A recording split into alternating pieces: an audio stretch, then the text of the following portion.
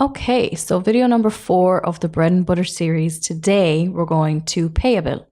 So from your applications dropdown, go to accounts payable. Under the all tab, click pay bills.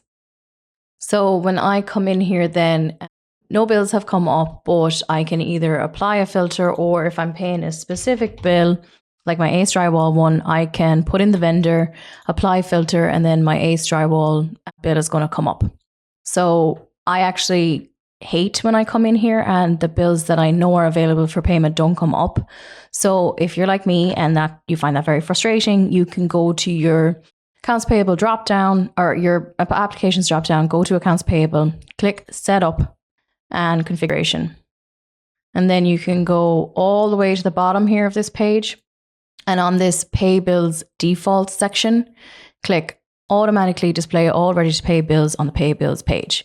Click this and hit save. So now when I go back into my accounts payable application, all, and pay bills, I can see all my bills that are ready for payment will come up because I've configured that. And this just makes more sense to me.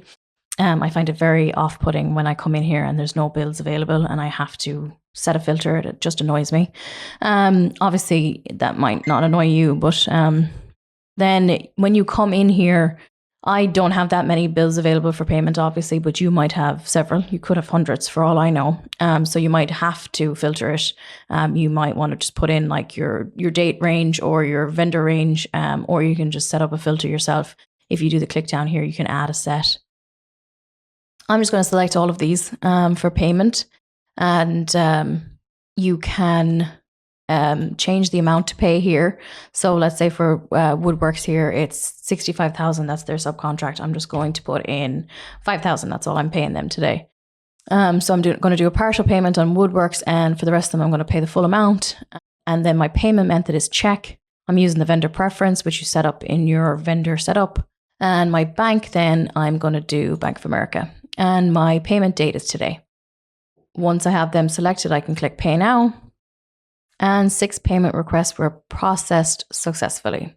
So that's that done. And as always, like and subscribe.